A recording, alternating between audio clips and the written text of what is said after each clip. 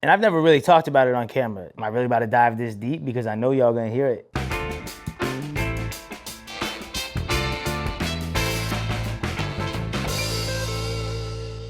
What's up, geniuses? Welcome back to For the Record. I'm your host, Markman. Now, today's guest came in the game when nobody believed in him. He believed in himself and turned it into a major label partnership. Now he's back with his second major label album, Zoo. I can't wait to talk. The intro can't be long because we just got to get into the shit. My man for a long time, Russ, man. What's good? Welcome to For the Record. Thank you, bro. What's good, bro? How do you feel, man? I feel good. I feel a little bit relieved, you know? Relieved how, man? Was there? Well, I feel relieved because Zoo was and is such a vulnerable project and such a personal project that I'm relieved that Nas had a quote in an interview that he did, and I forget which one, where he said, if it doesn't scare you, you shouldn't put it out. Right. And like that always resonated with me. And I was like, man, you know what? Like this Zoo project, like I know what my fans want. I'm in tune with my fans, but at the same time, you know, when you're diving that deep into personal issues, into maybe darker places, and you know, I know what's up. Fans look at Russ and its manifest and its positivity, and you know what I mean? So on Zoo, when I'm like kind of going through maybe some dark shit, like I'm like, yo, I hope it still gets received well. I hope fans aren't like, yo, what's wrong with you? Like, you're supposed to be you know what I mean? So putting it out and having it so well received by the fans is just, it's amazing. Now, it's a dope body of work, and as a Russ fan, it felt like a continuation from the last project. It really is a wolf. Explain the concept of Zoo for those that just might not understand, because it's very conceptual. Yeah, Zoo is what this new life is, whether you want to say it's fame or what, like everything that comes with this. There's Really a Wolf was the majority of that music. Even when it came out, I was still kind of really, really under the radar. I'm still under the radar to an extent right now, but There's Really a Wolf was like, that was come up music. I couldn't tell with all those gold and platinum plaques, but keep going. Well, that's what's crazy. They be still trying to keep you on the hush, even when you're whatever, it's fine. You did a good job of letting us know. I let them know, bro. Platinum debut album with 7 plaques on the album, whatever. Anyway, but that music was come up music. It was, you know, a lot of those songs like MVP, I recorded the night after losing control. You know what I'm saying? So like, we're talking, some of those songs on There's Really a Wolf were from 2015. Cherry Hill was from 2015 that I made in Brooklyn when I was with 1,000 followers. In Kid Super's basement, right? Absolutely. Yeah. So you know, it's a whole different thing. Zoo is the first body of work I've ever made while being in the belly of the beast. That is the Zoo, which is fame, industry, you know, all this crazy ass shit going on. So I'm just giving my observations on it. When you're 17 and you're just, I want to get on, you don't really know what you're trying to get into. Right. You think you want, like, you know, you want success and all that stuff, but you don't know, like, there's no fine print that they handed you. Right. You know, and there's a lot of fine print that they're like, yo, okay, we can give you this, but yo, you're gonna have to deal with all this nutty ass shit. And it's like, yeah, like, man, I must have like skimmed over the fine print. Well, is it to the point, because I know right before the album dropped too, you went on Twitter and you really kind of posted this really heartfelt message for the fans. I think really preparing them for what they were about to listen to. I mean, is it a case of that you fought so long and hard to get into this game? Now that you're here, are you saying you don't want no parts of it anymore? Is this... Well, I think as far as the game in the industry goes, I'm not really interested in playing the game. And you know, and for people listening and the ones on the outside looking in, you always have to remember you are on the outside looking in. So your perspective is always skewed. You really don't know what you're talking about. You know what I'm saying? Like I don't go around claiming to know what goes on in hospitals and lawyer meetings and different industries. I don't claim to know. You ever see me speaking on like what be going on, the dynamics of the workforce at a law firm? No, because I don't know what the fuck's going on. You know, so you gotta understand you're on the outside looking in. So you should take it. You should take what people on the inside are telling you with a little bit, you know, different perspective. That look, playing the game was never my initiative. It was never my purpose. It was never something I wanted to do. It was never. I always just wanted to make songs that were true to me and have a message and make kids feel like, they can do it too, because I was never the best at any of this shit. You know, because I've known you for years, but I've known you since before I was making songs, when it was just Boogus and I was just producing. That's when I met you. So people need to, like, that was always my message, and I always had kind of blinders on and tunnel vision about that. But the game aspect is something I never even wanted to be a part of. I never wanted to do the game. And like I said, people on the outside looking in, they don't know that there's a lot of things behind the scenes that, you know, you got to call into this person, you got to say this, you got to talk to this person, shake this hand so that they fuck with you, so that your name doesn't get rubbed wrong and people don't, industry, you know what I mean? Like all this weird reputation shit. And I get it.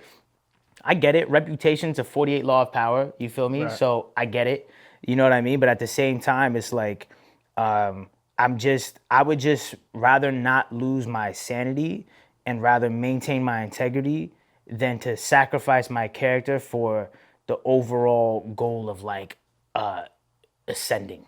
You know what I mean? I'd rather ascend in my own way, and if it doesn't get me to where, if me ascending my own way gets me to here instead of me playing the game and bullshitting, which could get me to here, You can live with that. Yeah, I can live with that. I'd rather do this, but I will tell y'all along the way that, yo, it's whack that you even got to do this. Right. Like, that's whack. It should just be about the music and the message, but it's not. You feel me? And I tell people all the time, one of the things I admire about you, when people ask me, yo, what's up with Russ? Why is he like that? He was always like that. Since the first time I met you, since before you were rapping and just making beats, you always had this incredible self-belief. You always talked a little bit of shit. Yeah. But you were really just a driven guy. Yeah. You know what I'm saying? And I admire that about you. Thank you. Man, I want to talk about some of these records. One of the ones that stood out to me, I mean, if you're a Russ fan, you know, one of the great things that happened along the way, and you know, I hit you up about this, is being on your Instagram and seeing you being able to take your mom on vacation. Right? Yes. And seeing, you know, you guys see the world, right? And I remember early shows going to it and seeing your dad on stage or backstage, like bugging out. So, you know, when I heard Parks Don't Drive, for me, first of all, that was the one that stood out to me the most, because it was really maybe the most revealing song on the album. Your fans know how important family is to you. For sure. But, you know, I was surprised when you rap. I'm going to give some of these bars back to you. See, my dad was the man till his job cut ties. He went broke, I got rich. That shit fucked with his pride. Facts. Yeah, I recognized it was disturbing to see. The family stopped turning to him and started turning to me. Talk about that relationship with your dad and the twist. That seems... That shit's still just like, you know, it's the... And I've never really talked about it on camera, the relationship with the family and everything, because I'm really obviously close with my family, and my family's really in tune with what I do, and they watch everything I do and listen to my music and watch my interviews. So it's always a little like nervy, kind of like, am I really about to dive this deep? Because I know y'all gonna hear it, you know. And but the relationship, it's an interesting dynamic. And for the first time on camera, I'll talk about it. But it's a bizarre thing that happens when your dad is the breadwinner. Your dad is supporting the family. You know what I mean? And you know, shit happens where, you know, your mom is an amazing woman, and she's raising everyone, and your dad's raising everyone too, but your dad's at work, you know what I'm saying, doing his thing, but, you know, for whatever reasons, he's unemployed, and your mom is not working, so, because it was never on, you know, it's, well, whatever, that's a different thing, but, so now, it's a situation where me and my TuneCore are, you know, supporting the family, and it's a bizarre dynamic. Like if you're a dad, and you're a husband, it's a bizarre dynamic for you. It's a bizarre dynamic for the wife, the mom, for the kids. Mm-hmm. It's a bizarre dynamic for everyone. You know what I'm saying? So in a household where you were always the one making the money, to like switch it, y'all not making money. Excuse me, and I'm the one making money and providing. It fucks with shit. It fucks with pride. You know what I'm saying? Because no father wants their son to have that pressure of supporting, and no father wants to ask their son for anything. Right. And so I always understood that. But obviously, you know, I'm my dad's son too. Like all this, you know, fuck y'all and I'm talking my shit and my confidence. Like I get that from my dad. You know what I mean? And from your grandfather, from Pop, Yeah, right? Because absolutely you from reference him Papa. all the time. Yeah, absolutely. And so, it's a weird dynamic. There's no other way to describe it other than it's bizarre. Like imagine, everything got shifted. The quote unquote power got shifted, and I was never trying to rub it in his face or whatever. But when I'm living in the house, it's me, my mom, and my dad. Like I was living in the house till I was fucking 24. Right. You feel me? So I was there for it. My brother had dipped. My sister went to college, so it was me, my mom, and my dad. So I was there for the bulk of it. You know what I At mean? what point is this happening when you're talking about it in the song? Is it That was happening. That was happening up until. That song came from December of 2017. okay? You know what I'm saying? Yeah. So like that's the thing. I stayed home. I stayed home with my parents even when I was multimillionaire, just because. First of all, you were on the road the whole time. Yeah, well that too. So I knew I didn't want to buy a place and not be there. I'm not paying monthly for a place I'm not even at. I'm on the road. But I was at home almost because I kind of felt like I needed to stay there to almost be the mediator. You know what I'm saying? Because you got to understand when there's lack of money and dynamics are shifted and there's also just deep relationship problems, like there's so much pent up shit and so much tension in that house that I can't trust y'all to be amicable. You feel me? So I felt like I needed to stick around. Like, yeah, I got millions of dollars, but like I'm not about to dip right now because I need to stick around to make sure that like, yo, like this is these everyday arguments and shit are mediated and everything. But it was a dynamic shift and it was hard for everyone to deal with and it was weird. It was awkward. Like, and it didn't sit well with him at first. It didn't sit well with me at first because it's just awkward. It's just weird. But I love my dad and that's my dad and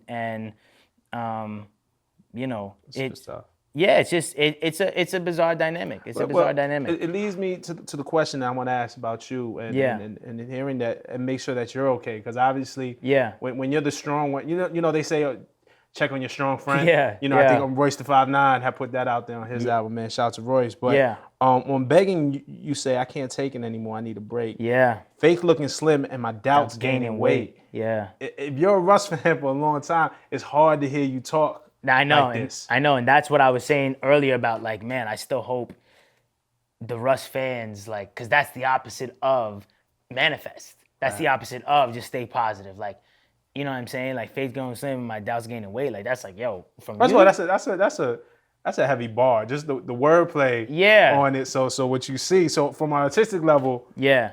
beautifully done. Thank you. But when you like, damn, did he just say that? Like, do you get time to yourself? Like, I know you talk about, and I saw the Breakfast Club interview. Shout out to my man Charlamagne and Envy. Yeah. You talked a lot about the social media era Yeah. and what it kind of does to you and how it weighs on people just mentally. Yeah. Is Russ taking care of himself? Like when do you get time to take care of you? Not enough. And that's why I say I'm begging you, omnipresent, got to be everywhere for my fans, for my family, for myself. It's not fair, whatever, like something like that. I'm running low on self-care, but it is what it is. Fuck it. Like, because to go back to that first bar, it's like, I can't, when I'm a walking miracle for everyone around me. And I've noticed that and I've accepted it and I embrace it. But when you're the only one of your friends to be on and you're the only one in your family to be on and successful and everyone's relying on you, you know what I'm saying? Like I take care of my whole family, you know what I'm saying? I take care of my friends and when you are that almost pillar of strength, I feel like I can't afford to be like also down. Like, cause if y'all are down and I'm down, but in life and financially I'm up, that's not gonna work. So I gotta like, there's this immense, sometimes suffocating feeling of like putting my feelings to the side in order to remain the poker face and the I'm strong for y'all. Yeah. You know what I'm saying? Because I know that y'all are looking to me. I was always, as anyone around me, I'm the jovial, happy-go-lucky, everything's good person. So I can't be the, oh, I'm down too, because everyone's looking at me. Right, and it's like, well, bro, if you're down then we're fucked. You know what I'm saying? So that's what that faith going slim, my doubts gaining weight, is because it's almost like, man, like, nothing's enough because there's still problems. Right. And while I'm trying to maintain this pillar of strength, there's still fucked up shit going on. People are still fucked up. The world is still on bullshit. Like, the industry is still trying to cast this weird fucking negative ass narrative on me and shit.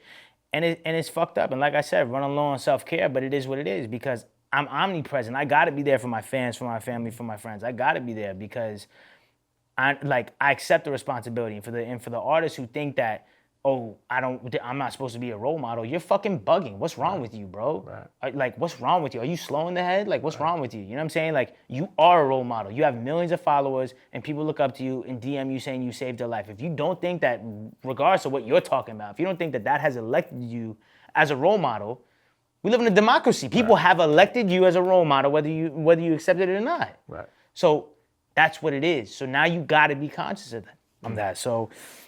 It's a mess, bro. It's a beautiful mess, and why I say it's a beautiful mess is because life is beautiful. Right. You know what I'm saying? I do have money, and we do fly private and all these material things, and everyone's taken care of. But it's also a mess, and it's a beautiful mess, and that's what Zoo is. Zoo is a beautiful mess. I think, and I hope you will, but I think you'll find the support from your fans, from your family, from your friends. Yeah. With this, I see it the way people are embracing this album. I think you've given, from a fan perspective, so much to your fans and self-belief in themselves that if you have a moment of weakness, that I have faith that they're gonna lift you up and your family and friends the same way. They do, and they do, and they continually do. But Zoo is also touching on the fact that regardless of family support, friend support, fan support, you also know it's this very alone feeling. Mm-hmm. And it's funny that in 2015, I think it was, I put out a song called Lonely in Times Square. Mm-hmm. And that whole metaphor was just saying, like, you can be alone amongst millions of people. Right.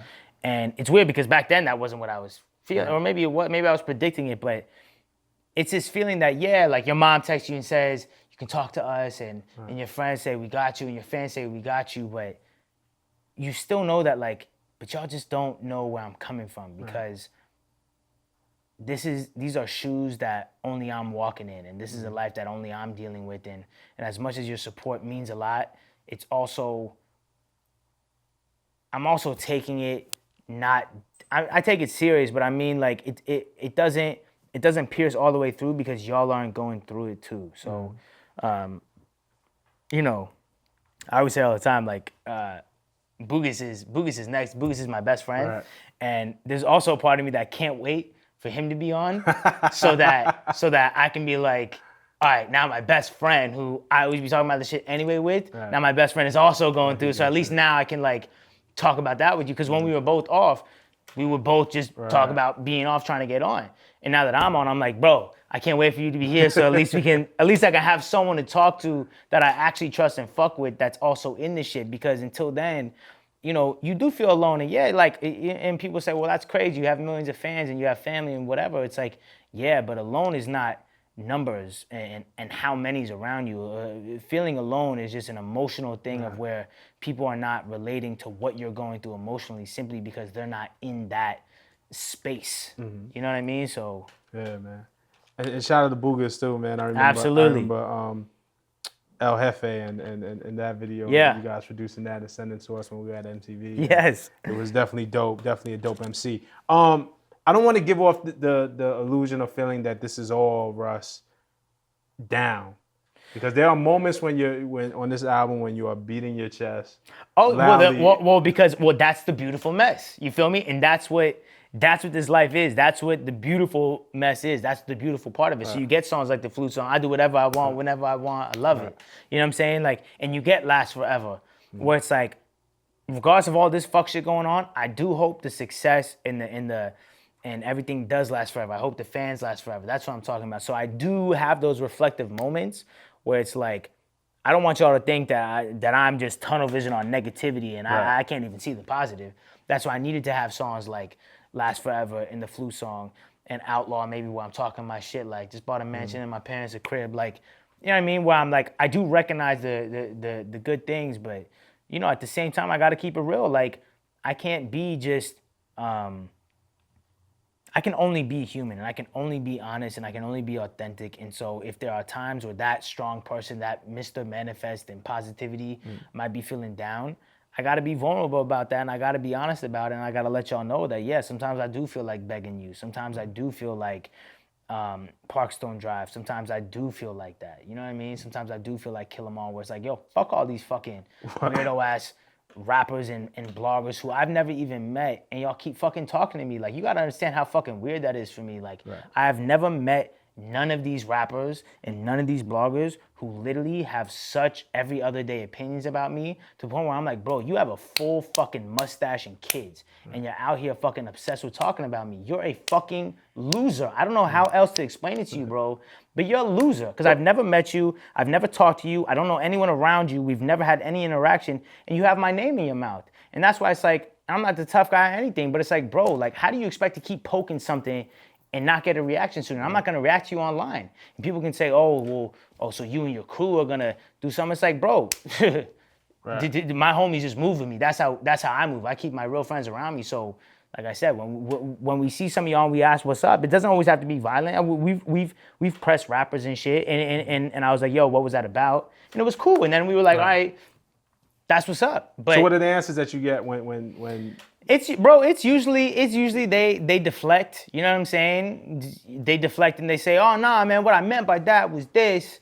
And I'm like, "Yo, well that was some whole shit. That was ridiculous." Right. Man, you right, like, nah, it's all good. And usually that's what it is. But for the ones that want to also turn up and whatever, all right, cool. Then like all of us are with that energy too. I don't need to be online though, like y'all fucking being the fucking tough guy. That's why I say on Kill 'Em All, like, y'all are WWE rappers. Like, y'all are putting on an act that y'all are supposed to be this, like, tough guy shit. But people in the industry know, like, once again, if you're on the outside looking in, you're a 14-year-old in academics comment section, your opinion is invalid. You don't know at all what you're talking about. Like, you're just simply sitting at home and, like, you know what I'm saying? You don't know what you're talking about. People in the industry know what's up. People in the industry know who the bitches are and who at festivals or shows are actually just fucking real life hoes. You know what I'm saying? Well, you mentioned the festivals a lot. On Kill 'Em All, you say, I've been at the same festivals, y'all don't do shit. On Fuck That Is, and to the people threatening making bold statements, I got people who love the sounds of fist flying and bones breaking. The green room's just the box, they gonna catch you. No faking. Yep. They're the kings of fucking people up in small enclosed spaces. Stop playing with me. What's going on, Russ? I mean, you know I gotta ask who, man. Who caught hands and feet? The funny thing is about this game is that you let the internet tell it, they will have you thinking that the biggest real life bitch is the actual biggest real life pussy. And that's what it is. You know what I'm saying? So the rappers who be doing all this talking, all this nonsense and shit, it's like, it's just so bizarre to me. Y'all like the face tats and posting like guns without bullets in them and just saying like without any like sort of nothing, like you doing all that, bro, is literally only intimidating the 14-year-old white kid who knows no better and is just like, oh no, he's scary. Looks dangerous. Yeah, he looks like, you're not scaring anyone, bro. You're not scaring anyone who actually is about it. You feel me? And I'm not doing the tough guy shit, but it's like, you know, those people are just fucking clowns, bro. And they've been pressed, they've been dealt with, and the ones that have, you notice they still haven't come out and said anything. So you know what I mean? And bro, it's just ridiculous to me. It's ridiculous that the online hip hop community is voiced by 14-year-old white kids, and they're the last people who should be speaking on what's real in the culture and what's not. Right. Y'all are the kids who literally think a face tat means you're a scary thug gangster. Like, y'all are like, that's why y'all nominate cornballs. Like, if I fucking paint my hair a different color and put 6 face tats on my face, y'all would all of a sudden assume I'm about something that maybe I'm not about, off of image alone. And if that's not the most just shame to the culture, y'all are letting these people fool you into thinking that that's what being black is, or that's what being the culture is. You're letting these kids who are not about shit but they're just putting on the costume of the face tats and guns and whatever. You're letting those actors convince you that that's what being black is and that's what being culture is. And no, I'm not black, but at the end of the day, I'm not an idiot, bro. Right. I know what's up. You feel me? So the fact that y'all are allowing this clown shit to dictate what culture is and what black is, and you're allowing the voice of a 14-year-old white kid to tell you what it is. Because hip hop is black culture. Of course, right, black of music. course. And you operate in that. Of course. So it's like, but the fact that white kids are nominating what black culture is a problem. Right. The fact that little white kids who know nothing about nothing are the ones telling the rest of the internet, and the internet then ripples waves like in Sway's opinion. Maybe I should think that. The fact that little 14-year-old white kids are dictating what black culture is absolutely nutty to me. Well, I have an opinion on we get into a dangerous space when we let traffic define our taste level. Yeah. So, when likes or algorithm or an amount of streams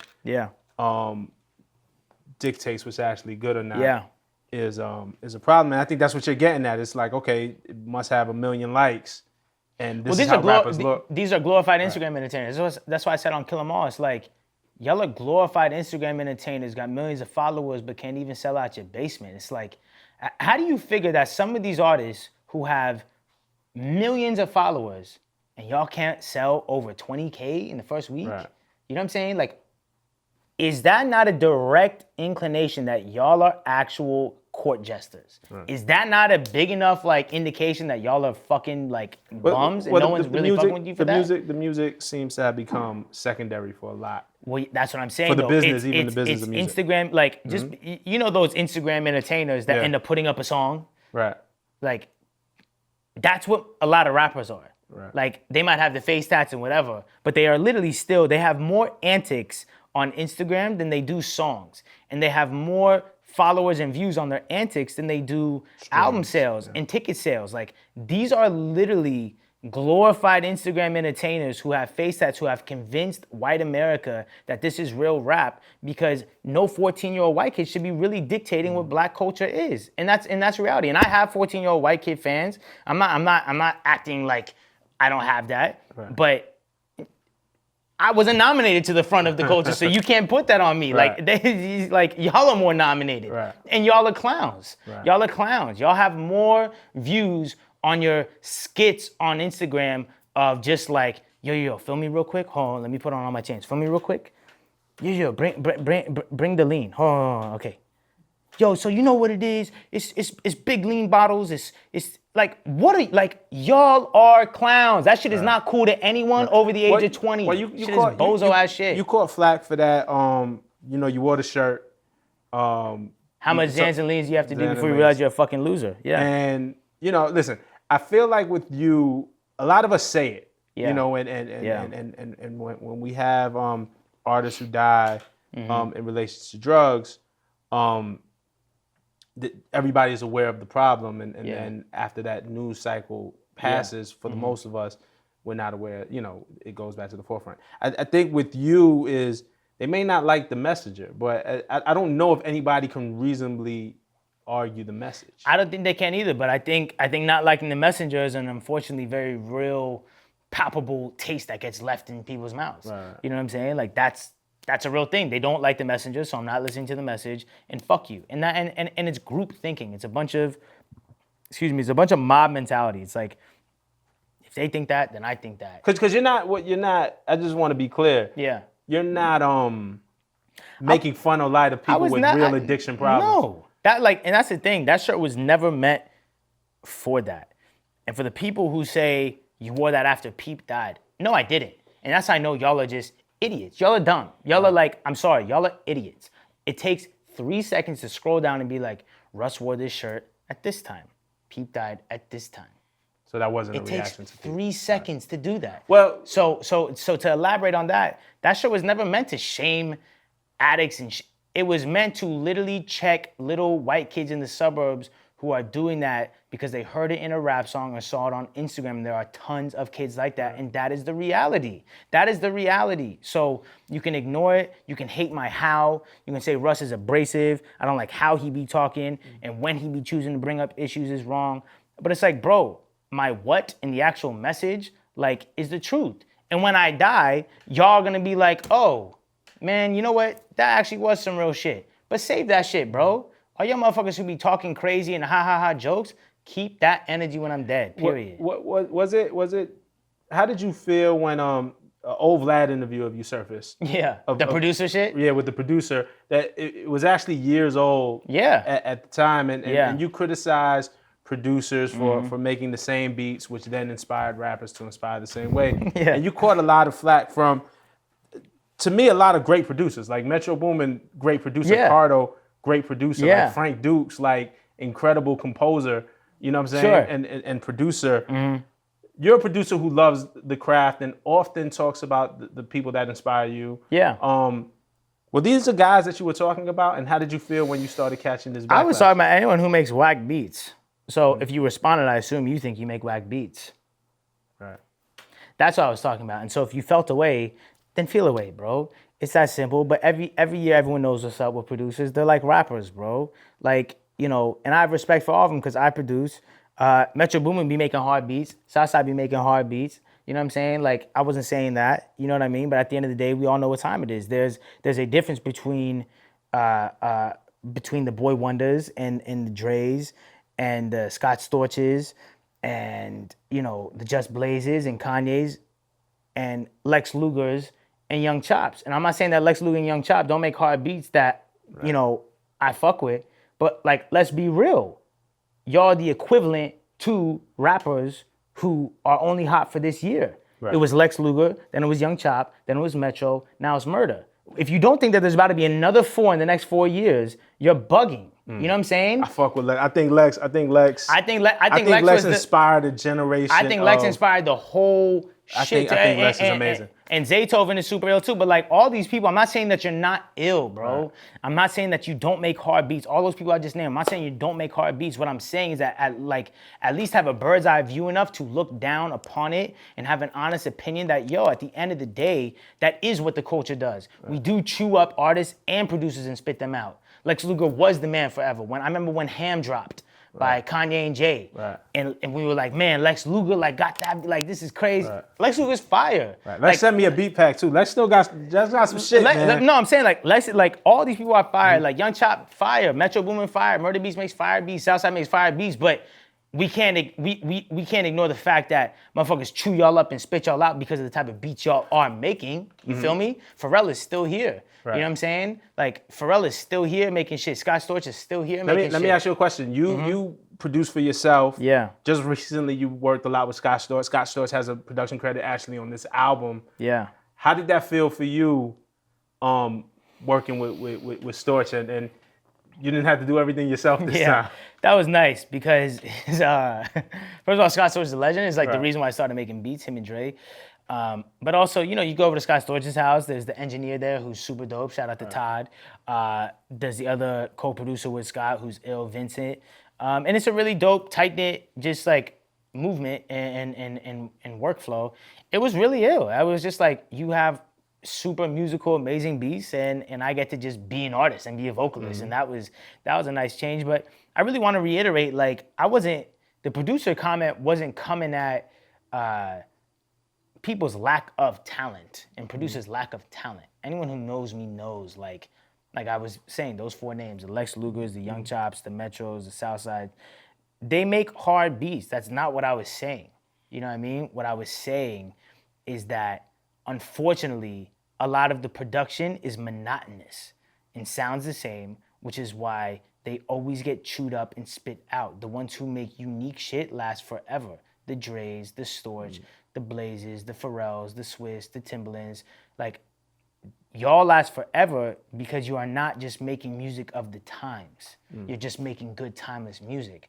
Those 4 people I mentioned, the Chops, the Lugers, all those people, a lot of it, the reason why they get chewed up and spit out is because they're the hot shit at the moment. and the culture does y'all no different than they do the rappers that are the hot shit at the moment. You know what I'm saying? We can name 20 rappers that were hot in the last 3 years that can't sell one ticket right now. Right. That's what they do to producers. It's a function of the business. That's what they do to producers. So my suggestion to upcoming producers, make timeless music. Instead of trying to fit in with the times, but then I know people are going to say, well, I got bills to pay. I got to get on. Cool, bro. But then know what you're signing up for. Right. So you want to make just of the times music, then don't be surprised when the of the times music switches and you're left in the dust. That's what happens to all y'all. That's the zoo. Period. That's what happens to all y'all. And it just shit. History proves itself. That's a fact. One thing I want to talk about with you as a producer is Ross. Ross appears on this album. Ross sounded really dope. Ross and Snoop. Yeah. Ross sounded really dope.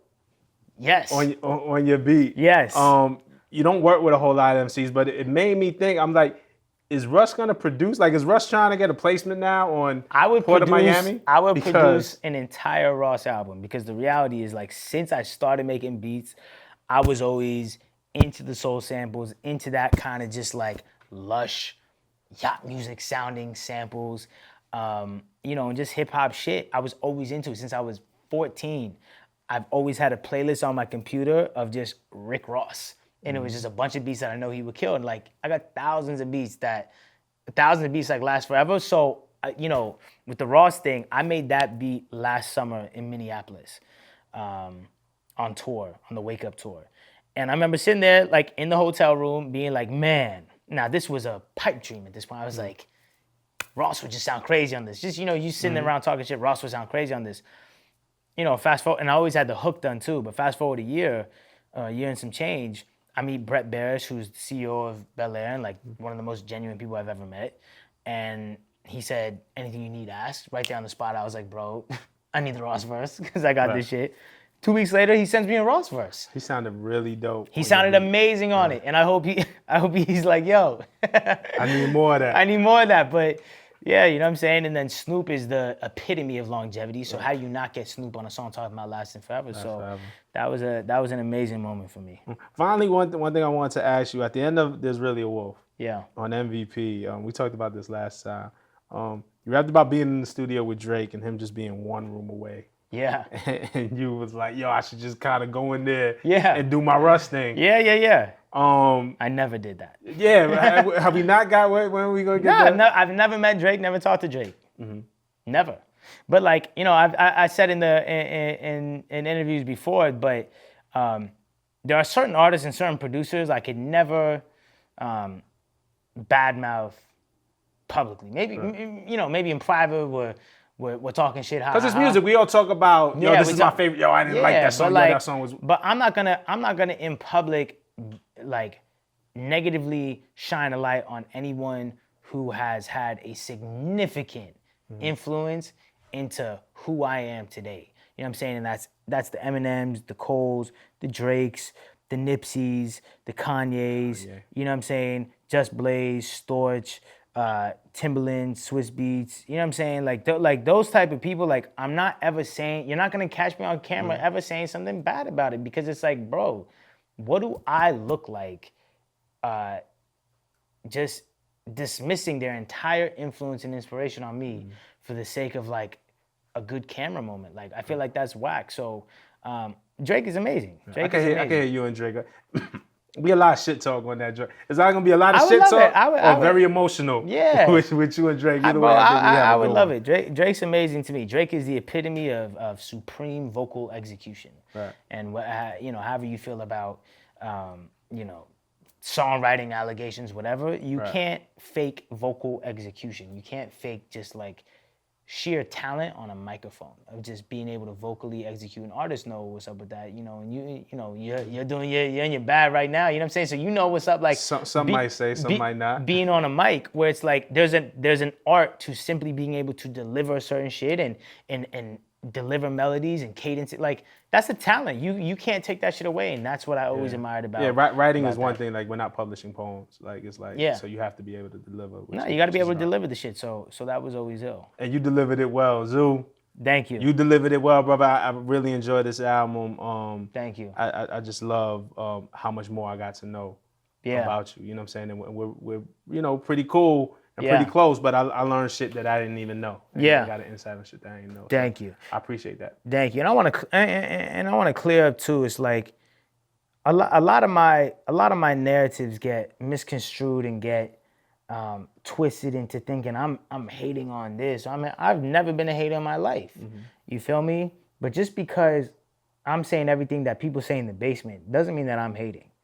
You know, everyone in their basement says the same shit about the producer comment that I just made in this interview. You know, everyone says that. You know what I'm saying? You know, everyone has these opinions really. Like, they just don't want to say it on camera out of fear of backlash and losing fans and losing respect of a group of people who probably don't even really fuck with you anyway. So, you know, like I said, those producers, I fuck with everyone's ability to get on. You know what I mean? And I fuck with the talent of producers. It was just simply an observation of the monotony in production. Which I think we all talk about. I think it stems from wanting the best from the culture. Yeah, it's And just I think a lot of those, Cardo, I know personally, would agree. Every time he steps in, he wants the best shit. You know, Metro, I'm sure every time he steps in, he wants the best shit. Yeah, they took for the offense because culture, they took offense because they thought I was blaming, you know, hip hop just completely on producers. But you got to go look at the question. They asked, who do you blame the sound of hip hop on? Right. The sound is not like, the sound is created by producers. Like, we're talking about the sound musically. Go download an acapella album. Tell me the sound of that album. What does that sound like? Now go download an instrumental album. That's the real sound of hip hop. So you're asking me who, blame is a wrong word that the interviewer used, but you're asking me the sound of hip hop is and should be attributed to the producer. And so guess who wins when the sound of hip hop wins, and guess who loses when the sound of hip hop? The producer. It's on the producer. And I guess in a twisted way, that's me trying to big up producers, because producers do dictate the sound of hip hop. That's a fact. That's a fact. The sound of hip hop is dictated by producers, always has been, always will be. Period. All right. I appreciate that. Yo, Russ, man, I appreciate you coming through. Absolutely. Long time coming, brother. Yes. Zoo Get Zoo right now. Amazing album. Thank you. We're going to catch y'all next week. This is Rob Markman for The Record. Peace.